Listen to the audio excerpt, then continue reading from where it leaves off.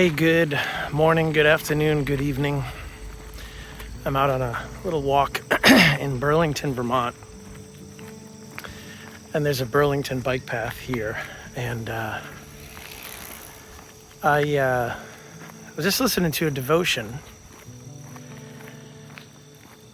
And it was a longer devotion about generational consequences and how some people can't break the cycle of what their parents were dealing with, and how a lot of times it's really hard to move on from what you grew up with versus what you're living with now, and the back and forth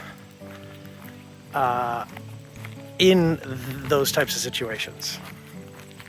And so I'm thinking about, and the one line, I don't want to forget it before too late, but there was one line that he had that said, there is no brokenness that Jesus can't heal. There is no brokenness that God can't heal. And that was the line that stuck out to me. So in the midst of all that you're going through, in the midst of the brokenness that maybe is carried over from the generation before or the generation before. I remember when my son was baptized, he stood up there and the pastor stood up there with him, and the pastor said, hey, so now that you're being baptized, this faith is no longer the faith of your parents. This is your faith. And you have to define it as your faith and understand it in your own way. And that kind of hit me, and I had heard that before, but I was like, man, that really is the case. Like, once you get baptized, or once you make that confession where you're like, okay, I am now going to follow Jesus. This faith is now mine. And that's the beautiful and unique thing about the Father, is that we all have a very unique relationship with him, right? We have, like, my relationship with him is different than yours. And it's a really interesting, it's one of the things that I love about following Jesus, because we get into these conversations with him and chats with him, and we talk with him and just have all these different words with him. And my conversation is very different than your conversation. And my relationship with him is very different than your relationship with him. And I love that.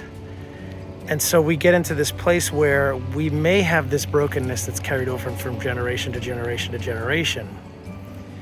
But we have the ability to kind of break the cycle, if that's one way to put it, and let God into the new creation that you are, and let God into the newness that you want to bring into your life, because you've accepted him, brought him into your life and said, okay, I'm now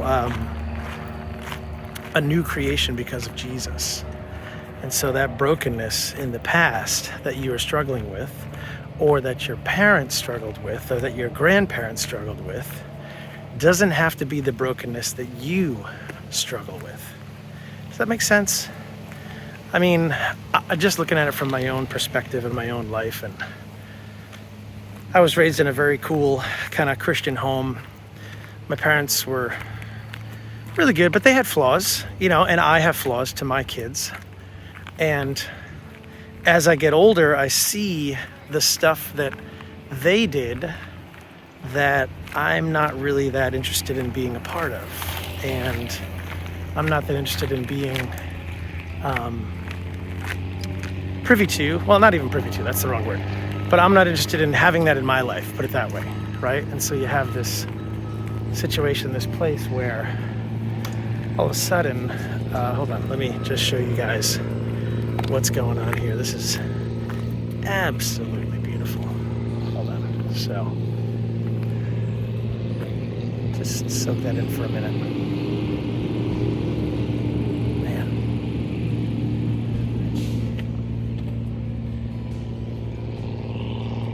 Gosh, gorgeous.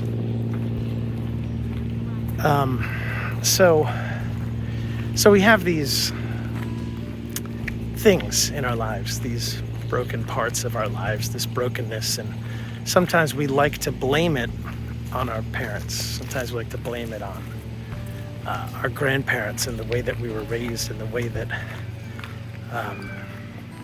we were, just the way that we were raised. And we were like, oh, well, I was just raised that way, and so that's it. And then you have this perception, you have this realization when you become this new creature,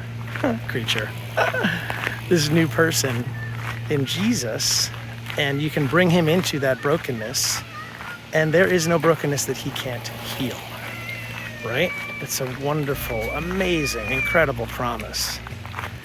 And so that's kind of all I wanted to chat about today. And I just love that thought, that idea. That kid's not very happy.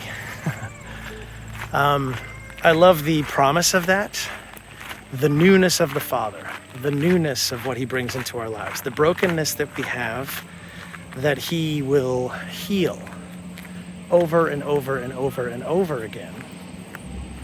And I can't get away from this view. Hold on. Let's take a peek at this again. It's incredible. What a beautiful day we've got going on here in Burlington, Vermont. Wow, this is awesome. Check this out again. So it looks like there's some kind of boat, something going on with sailboats. I love it. And so there you go. Meditate on that today. Meditate on the brokenness that you may or may not be struggling with, and the way that the Father helps you through that brokenness. Is that a good way to put it? The way that the Father heals that brokenness. The way that the Father rescues you from that brokenness. The way that the Father takes that brokenness away from you. Man, it's a healing thought. And it's a beautiful thing to realize that we don't have to struggle with that brokenness, that we can surrender it, give it up. Like I say this a lot at my shows. I'm like, man, when I'm talking about addiction, recovery, and or just even the addictions that we have in our lives, it's a moment where we can just stop and lay our addictions at the feet of the cross and just say, Jesus, I can't anymore. And so what do? We lay our brokenness, we lay our addictions, we lay our hurt, we lay our struggles, we lay it all at the feet of the cross and say, this is yours. And so today, Jesus, this is yours. And we give it to him.